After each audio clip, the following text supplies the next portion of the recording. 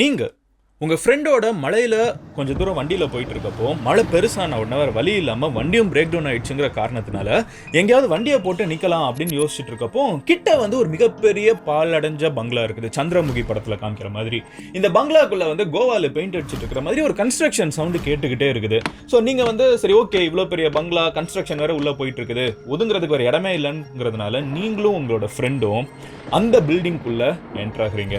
என்ட்ரானதுக்கப்புறம் கொஞ்ச நேரத்தில் ரியலைஸ் பண்றீங்க கன்ஸ்ட்ரக்ஷன் சவுண்டு மட்டும் தான் வந்துட்டு இருக்கே தவிர உள்ளுக்குள்ள கன்ஸ்ட்ரக்ஷன் எதுவுமே நடக்கலன்னு சொல்லிட்டு நீங்க என்னடா கன்ஸ்ட்ரக்ஷன் எதுவுமே நடக்கல, சவுண்டு கேட்டுட்டே இருக்குதுன்னு சொல்லிட்டு வீட்டுக்குள்ள என்ட்ரானதுக்கு அப்புறம் அந்த மாடிப்படி ஏறலாம்னு சொல்லி ஏறுறீங்க.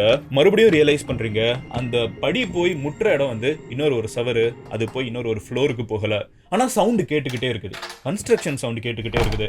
என்னடா அது கன்ஸ்ட்ரக்ஷன் சவுண்டு கேட்டுக்கிட்டே இருக்குதுன்னு திரும்பி பார்க்குறப்போ ஒரு பேய், கால் கையெல்லாம் இல்லாம ஆனா கன்ஸ்ட்ரக்ஷன் ஒர்க்கர் மாதிரி ட்ரெஸ் மட்டும் போட்டுட்டு ஒரு ட்ராலியை தள்ளிக்கிட்டே உங்ககிட்ட என்னப்பா வழி மாறிட்டியா அப்படின்னு கேட்டா உங்களுக்கு எப்படி இருக்கும்? நான் நடுசாமத்தில் சுடுகாட்டுக்கு போகணும்னு தானே யோசிக்கிறீங்க. நம்ம ஊரில் எப்படி டிமாண்டி காலனிக்கு இந்த மாதிரி ஒரு பேய் பிடிச்ச பங்களான்னு சொல்கிறோமோ அந்த மாதிரி கிட்டத்தட்ட ஒரு 130 வருஷம் பழமையான பில்டிங் அமெரிக்காவில் இருக்குது. இந்த ஒரு பர்டிகுலர் பில்டிங்கோட பேர் என்ன அப்படின்னு பார்த்தீங்கன்னா வின்செஸ்டர் மிஸ்ட்ரி கோஸ்ட் ஹவுஸ் அப்படிங்கிறது இன்னமும் அங்கே இருந்துட்டு இருக்குது. இந்த கலிஃபோர்னியாவில் இருக்கிற ஒரு பர்டிகுலர் பில்டிங் உலகத்திலேயே அதிகமாக பேய் பிடிச்சப்பட்ட பில்டிங்ஸில் அதிகமாக பேசப்படக்கூடிய பில்டிங்ஸ். நீங்கள் இன்னைக்கும் இதுக்குள்ளே போனீங்கன்னா இன்னைக்கு போகிற விசிட்டர்ஸ் கூட யாரோ ஒருத்தங்க என்கிட்ட பேசினாங்க அப்படின்னு சொல்றதா இருக்கட்டும், என் கையை யாரோ பிடிச்ச மாதிரி இருந்துச்சு ஆனா கிட்ட யாருமே இல்லைன்னு சொல்றதா இருக்கட்டும், 24 மணி நேரம் இங்க கன்ஸ்ட்ரக்ஷன் சவுண்டு கேட்டுக்கிட்டே இருக்கிறதா இருக்கட்டும், அண்ட் உள்ளுக்குள்ள போனப்போ இந்த வீட்டோட ஓனரான மிஸ்ஸஸ் வின்செஸ்டரை நான் பார்த்தேன், அவங்க பேஸ்மெண்ட்ல உட்காந்துக்கிட்டு ஏதோ மாந்திரீகம் பண்ணிட்டு இருந்தாங்கன்னு சொல்றதா இருக்கட்டும். அவங்க செத்து போய் 100 வருஷம் ஆச்சு, அது வேற பிரச்சனை. ஆனா அப்படி சொல்லப்படுற கதைகள் இன்னைக்கும் கலிஃபோர்னியால கேட்க முடியும். இன்னைக்கு வீடியோல என்ன பார்க்க போறோம்னு பாத்தீங்கன்னா, தன்னோட கணவனை இழந்து தனக்கு பிறந்த புது குழந்தை யங்கான ஒரு பேபியும் இழந்து பல ஆவிங்க செத்து போன அவங்க கணவனையும் குழந்தையும் அந்த பரலோகத்துல துரத்திட்டு வருதுங்கிறத சில ஆவிங்க இவங்க கிட்ட கம்யூனிகேட் பண்ணி இவங்க உலகத்திலே ஒன் ஆஃப் த ரிச்சஸ்ட் பர்சனா இருந்த 100 வருஷத்துக்கு முன்னாடி இருந்த மிஸ்ஸஸ் வின்செஸ்டர் தன்னோட சொத்தையே அழிச்சு கட்டுன இந்த ஒரு வீடு. இந்த வீட்டில் இருக்கிற ஒரு ரூமுமே அவங்களோட ஹஸ்பண்ட் ஒரு துப்பாக்கி கம்பெனி ரன் பண்ணிட்டு இருந்தாங்க. அந்த துப்பாக்கி குண்டுல செத்து போன ஒரு ஆவியுமே அவங்க ஹஸ்பண்டை மறுபடியும் கொல்ல ட்ரை பண்ணிட்டு இருக்குதுங்கிறது அவங்களோட நம்பிக்கை. அதுக்காக ஒரு ரூமுமே ஒரு ஆவிக்குன்னு கிரியேட் பண்ணி இதுக்குள்ள இருந்துக்கோ, என் கணவன் எதுவும் பண்ணிடாத அப்படின்னு சொல்லி உருவாக்குன பேய்களுக்காகவே கெட்டப்பட்ட ஒரு பங்களா இன்னமும் உண்மையிலேயே ரொம்ப அட்வான்ஸ்டா இருக்கிற கலிஃபோர்னியான்னு சொல்லப்படுற அமெரிக்கால இருக்கிற இந்த ஒரு இடத்துல இருந்துட்டு இருக்குது, சான் ஜோஸ்ல. இன்னைக்கு வீடியோல இந்த வின்செஸ்டர் மேட் ஹவுஸ் பத்தி தான் நம்ம ஃபுல்லா பார்க்க போறோம். So let's get started. But அதை பார்க்க ஆரம்பிக்கிறதுக்கு முன்னாடி நீங்க நம்ம சேனலை சப்ஸ்கிரைப் பண்ணனா சப்ஸ்கிரைப் பண்ணுங்க. அப்பனா தான் டெய்லி மேக் பண்றேன் இந்த மாதிரி மிஸ்ட்ரி வீடியோஸ். நம்மளோட எங்களுக்கு ஆஃபீஸ்க்கு அடுத்த தெருவில் தான் டிமாண்டி காலனி இருக்குது. இங்கே இருந்து வின்செஸ்டர் வரைக்கும் எல்லா பேய் கதைகளாக இருக்கட்டும், எல்லா மிஸ்ட்ரீஸாக இருக்கட்டும், கரண்ட் அஃபேர்ஸாக இருக்கட்டும், உங்ககிட்ட ஒரு நோட்டிஃபிகேஷன் சேர முடியும். நீங்களும் எம்ஜி ஸ்குவாட்ல சேர்ந்த மாதிரி இருக்கும். நீங்கள் பண்ணுற ஒரு சப்ஸ்கிரைப் தான் என்னையும் மோட்டிவேட் பண்ணும் டெய்லி வீடியோ மேக் பண்ண. So let's get started. Hello everyone and hello my dear MG Squad. Let's get started.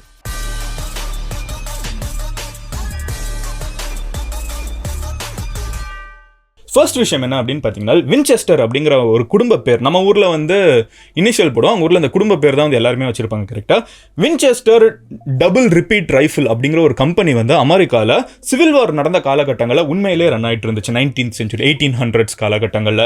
இந்த கம்பெனியோட பொருளே என்ன அப்படின்னு பார்த்தீங்கன்னா துப்பாக்கிகள் தான். இந்த டபுள் பேரல் கன்னும்பாங்கல்ல, அந்த கன்னை பயங்கரமாக மாஸ் ப்ரொடியூஸ் பண்ணி அப்போ சிவில் வார் வேற நடந்துட்டு இருக்குங்கிறதுனால அதுக்கு பயங்கரமான டிமாண்டு. ஸோ அமெரிக்காவுக்கும் ஆயுதங்களுக்கும் பிரிக்க முடியாத சம்பந்தம் இன்னைக்கு வரைக்கும் இருந்துட்டு இருக்குது. இஸ்ரேலுக்கு கூட அவங்களோட கன்னை போய் வித்துட்டு வந்துருவாங்க. அந்த மாதிரி இவங்க என்ன பண்றாங்கன்னு பாத்தீங்கன்னா, இந்த துப்பாக்கிகளை வின்செஸ்டர் குடும்பம் வித்துட்டு இருக்காங்க. பயங்கரமான ப்ராஃபிட் பிசினஸா இருக்குது. உலகத்திலே ஒரு மிகப்பெரிய பணக்காரராகவே வின்செஸ்டர் 100 வருஷத்துக்கு முன்னாடி மாறிடுறாரு. இவர் இன்ஃபேக்ட் அந்த மாதிரி சூப்பரா போயிட்டு இருக்கப்ப இவருக்கு ஒரு குழந்தை பிறக்குது. அந்த குழந்தையோட பேர் என்னன்னு பாத்தீங்கன்னா வில்லியம் வின்செஸ்டர் அப்படின்னு வைக்கிறாங்க. இந்த வில்லியம் வின்செஸ்டர் தான் நம்ம கதையோட ஹீரோ. இவர் தான் செத்ததுக்கு அப்புறம் ஆவியாகி மறுபடியும் பொண்டாட்டிக்கிட்ட ஹெல்ப் கேட்க போறவர். அண்ட் இவங்க ஒரு 25 வயசு இருக்கிறப்போ ரொம்ப அழகான ஒரு சாரா பர்தே அப்படின்னு சொல்லப்படுற ஒருத்தவங்களை கல்யாணம் பண்றாங்க. ஸோ வில்லியம் வின்செஸ்டர் அண்ட் சாரா வின்செஸ்டர்ங்கிற ஒரு கப்பல் உருவாக்குறாங்க. இவங்களுக்கு கொஞ்ச நாள்லயே ஒரு பியூட்டிஃபுல்லான குழந்தையும் பிறக்குது. இந்த குழந்தைக்கு ஒரு 2-3 வயசு இருக்கிறப்பமே அந்த குழந்தை விபரீதமாக இறந்து போயிடுது. அந்த கப்பலுக்கு வந்து இருந்த ஒரு குழந்தை, மிகப்பெரிய பணக்காரங்க, ஒரு குழந்தை பிறக்குது. ஆனால் அவங்களுக்கு 30 வயசு ஆகிறதுக்குள்ள அந்த குழந்தையும் செத்துருதுங்கிறது, சின்ன வயசுலேயே அந்த குழந்தை செத்துருதுங்கிறது வந்து அவங்களுக்கு பயங்கரமாக ஒரு மென்டல் டோல் எடுக்குது. இப்படியே போயிட்டு இருக்கப்போ வில்லியம் வின்செஸ்டர் இருக்கார்ல, அந்த மிகப்பெரிய பேரல் கம்பெனி, அவர் பிறக்கிறப்பமே பெரிய பணக்காரரு, கல்யாணம் பண்ணுறாரு, குழந்தை இறந்து போகுது. அந்த துக்கத்திலேருந்து அவரால் ஃபுல்லாக மீள முடியல, அந்த குழந்தையவே நினச்சிட்டு இருக்காரு. அவரும் 44 வயசில் அகாலமாக இறந்து போயிட்டார். 29 வயசில் அவரோட குழந்தை செத்து போகுது, 44 வயசில் அவரும் செத்து போயிட்டாரு. இவர் எல்லாம் இறந்து போகிறப்போ அவங்களோட ஒய்ஃபோட வயசு என்னன்னு பார்த்தீங்கன்னா 42. அதாவது சாரா வின்செஸ்டரோட வயசு வந்து 42 வயசு. ஒரு ரொம்ப நார்மலாக இருந்த பொண்ணை வந்து கூப்பிட்டு வந்து கல்யாணம் பண்ணி இவ்வளோ பெரிய வீட்டில் வச்சிருக்காரு. அப்போ என்ன ஆகுதுன்னு பார்த்தீங்கன்னா சாரா வின்செஸ்டர் வந்து திடீர்னு விதவையாகிறாங்க. உலகத்தோட மிகப்பெரிய ரைஃபிள் கம்பெனியோட ஓனராகவும் அவங்க மாறுறாங்க. உலகத்திலே இருக்கிற ரிச்சஸ்ட் விமனாக மாறுறாங்க. இது லிட்டரலாக நடந்துச்சு. இந்த மாதிரி டிப்ரெஷனோட உச்சகட்டத்தில் இருக்கிறப்போ அவங்களுக்கு வந்து திடீர்னு சில ஸ்ட்ரேஞ்சான விஷயங்கள்லாம் அவங்க கண்ணு முன்னாடி தோன்ற ஆரம்பிக்கிறதா அவங்களே சொல்கிறாங்க. அவங்க என்ன சொல்கிறாங்கன்னு பார்த்தீங்கன்னா, என்கிட்ட ஆவிங்க பேச ஆரம்பிக்குது, ஆவிங்க வந்து என்கிட்ட எழுதி காமிக்குது, ஆவிங்களோட சவுண்ட் என் காதுக்குள்ள கேட்க ஆரம்பிக்குதுன்னு சொல்றாங்க. ரொம்ப பெரிய பணக்காரங்களா இருக்கிறதுனால சுத்தி இருக்கிறவங்களை அவங்க கிரிட்டிசைஸ் பண்றதுக்கும் யோசிக்கிறாங்க. அதே நேரத்தில் இவங்க கையை விட்டு சொத்து போயிடுச்சுன்னா நல்லதுன்னு எதிரிங்களும் நினைக்கிறாங்க. இவங்களோட இந்த ஒரு நம்பிக்கையை வந்து நிறைய பேர் தூண்டி விடுறாங்க. ஆமா ஆமா ஆவி இருக்குது அப்படின்னு சொல்லிட்டு மூட நம்பிக்கையோட உச்சகட்டத்தில் நம்ம லியோ படத்துல வர ஹெரால்டு தாஸ அவங்க அப்பா மாதிரி வந்து சுத்திட்டு இருக்காங்க. ஸோ இவங்க இருந்துகிட்டு மூட நம்பிக்கையோட உச்சகட்டத்தில் ஆவிங்க அவங்க கூட பேசுதுன்னு நம்ப ஆரம்பிக்கிறாங்க. அப்போ ஒரு ஆவி வந்து அவங்க கிட்ட சொல்லிச்சான், உன் புருஷன் வந்து உருவாக்கிட்டு இருந்தது துப்பாக்கிகள் கரெக்டா, இந்த துப்பாக்கியோட குண்டுலால செத்து போன ஒவ்வொருத்தங்களும் வந்து இப்போ பரலோகத்துல ஆவிங்களா சுத்திட்டு இருக்காங்க. அவங்க எல்லாருமே இப்போ செத்து போன உன் புருஷனையும் உன் குழந்தையும் வந்து டிஸ்டர்ப் பண்ணிட்டு இருக்காங்க. அவங்களை பயங்கரமா வேட்டையாடணும்னு சொல்லிட்டு வெறியோட சுத்திட்டு இருக்காங்க. அவங்களை என்னெல்லாமோ தொல்லை பண்ணிட்டு இருக்காங்க. அந்த ஆவிங்க உன் புருஷனை தொல்லை பண்ண கூடாதுன்னு நீ நினைச்சேன்னா உன் சொத்து எல்லாத்தையும் அழிச்சு ஒரு வீடு கட்டு. இந்த ஊர்ல இல்ல, கலிஃபோர்னியாவுக்கு போ.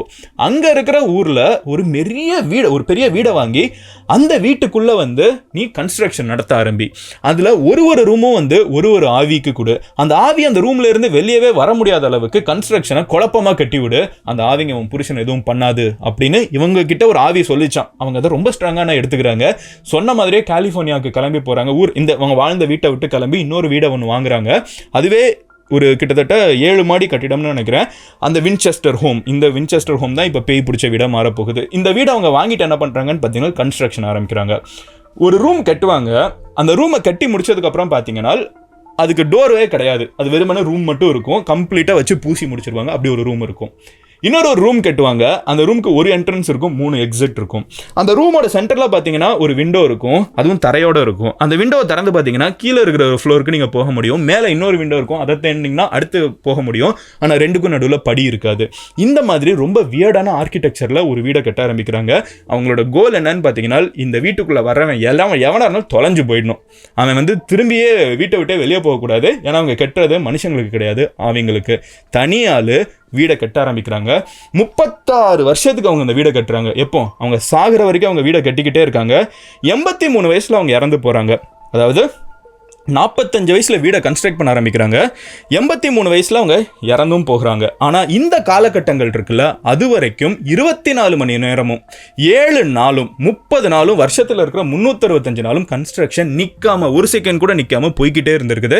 ஏன்னா அத்தனை பேரை வந்து அவங்க கணவனோட துப்பாக்கியை வச்சு கொன்னுட்டாங்கிறது சாராக்கு கணக்கு தெரியுது. ஸோ ஒவ்வொரு முறையும் இவங்க கன்ஸ்ட்ரக்ஷன் போய்கிட்டே இருந்தாலும் ஒரு ரூமுக்குள்ளேயும் வந்து இவங்க தனியாக பேசுகிற பழக்கமும் இருக்குங்கிறாங்க. அந்த காலகட்டத்தில் இருந்தவங்க சொல்கிறாங்க, வீட்டில் வேலை செஞ்சவங்க, கன்ஸ்ட்ரக்ஷன் ஒர்க் பார்த்தவங்கலாம் சாரா வருவாங்களாம். வந்துட்டு ஒரு ரூம் முன்னாடி நின்றுக்கிட்டு ரொம்ப நேரம் பேசிட்டு இருப்பாங்களாம். கேட்டால் அது அவங்க கணவன் அந்த ரூமில் இருக்காங்கன்னு சொல்லுவாங்களாம். மீதி குழப்பமாக இருக்கிற ரூமில், இது வந்து பெரிய ரூம் ஓகேவா, மற்ற ரூமுக்குள்ளெல்லாம் ஒவ்வொன்றிலையாக போய் பேசுவாங்களாம். இங்கே எதுக்குங்க பேசிகிட்டு இருக்கீங்க அப்படின்னு சொல்லி கேட்டால், ஏமாத்தின பேய் இதுக்குள்ளே இருக்குது, என் கணவனால் செத்து போன இந்த 4 வயசு குழந்தைங்க இருந்துட்டு இருக்கு, அந்த துப்பாக்கியில் சுற்றி செத்து போன ஒரு 4 வயசு குழந்தைங்க இருக்குது அப்படின்னா அதில் வந்து ஒரு கிரேடில் போய் வச்சிருவாங்களாம். இந்த மாதிரி ஒரு வியர்டான ஹேபிட்டை வந்து சாரா தன்னோட வாழ்நாள் ஃபுல்லாக பண்ணியிருக்காங்க. அதுக்காக சொத்தையே அழிச்சு ஒரு வீடியோவும் கட்டியிருக்காங்க. அவங்களுக்கு வேறு எந்த வாரிசும் இல்லாமல் மறுபடியும் கல்யாணம் பண்ணாமல் இறந்தும் போகிறாங்க. பட் கதையே இனிமே தான் இருக்குது, முடிஞ்சிருச்சுன்னு நினச்சிங்களா? ஸோ இவ்வளோலாம் பண்ணி முடிக்கிறாங்கல்ல, சாரா இறந்து போகிறாங்க. சாரா இறந்து போனதுக்கப்புறம் இந்த வீடை வந்து யாருமே கண்டுக்காமல் நம்ம ஊரில் இருக்கிற டிமாண்டி காலனி மாதிரி ஒரு காம்ப்ளிகேட்டட் பில்டிங்காக ஆரம்பிச்சிருச்சு. அப்போது ஒரு இடத்துல யாருமே இல்லைன்னா தப்பு நிறைய நடக்க ஆரம்பிக்கும். கரெக்டாக திருடங்க உள்ளுக்குள்ளே நிறைய பேர் போவாங்க. அப்புறம் வந்து சரக்கு அடிக்கிறதுக்கு போகிறவங்க இருப்பாங்க, தம் அடிக்க போகிறவங்க இருப்பாங்க, இந்த கஞ்சா அடிக்கிறவங்களாம் உள்ளுக்குள்ளே கொஞ்சம் கொஞ்சமாக போகிறப்போ எல்லாருமே காமனாக சொல்கிறது என்னன்னு பார்த்தீங்கன்னா, டேய் அந்த வீட்டுக்குள்ள அன்றைக்கி போனேன்டா, கன்ஸ்ட்ரக்ஷன் சவுண்டு பயங்கரமாக கேட்டுட்டு இருந்துச்சு. ஆனால் உள்ளே போய் பார்த்தா கன்ஸ்ட்ரக்ஷன் எதுவுமே நடக்கல. அப்புறம் அன்றைக்கி நான் போனேன், ஒரு வயசான கிழவி ஏதோ வேற ஏதோ காலகட்டத்தில் 100 வருஷத்துக்கு முன்னாடி பண்ண மாதிரி ட்ரெஸ் பண்ணிட்டு வந்து என்கிட்ட எதுக்கு என் வீட்டுக்குள்ளே வர, வெளியே போ அப்படின்னு சொல்லி துரத்தி விட்டாங்க அப்படின்லாம் சொல்கிறாங்க.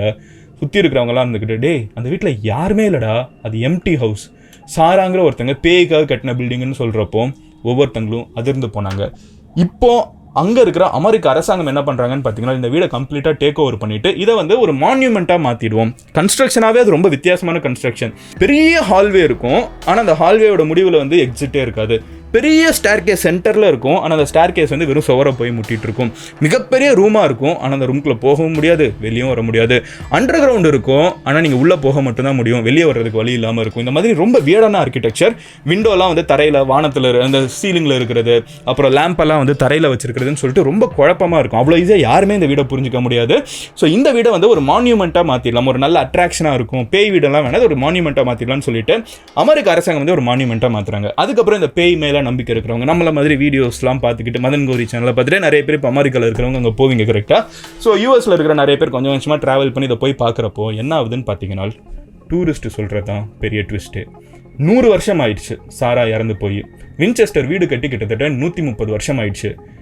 அமெரிக்காவில் இருக்கிற இந்த வின்செஸ்டர் ஹவுஸ்க்கு இப்போ போகிற டூரிஸ்ட் என்ன சொல்கிறாங்கன்னு பார்த்தீங்கன்னா, உள்ளுக்குள்ளே போனோன்னே சில ரூம் வந்து கம்ப்ளீட்டாக சில்லாகிடுதுங்க.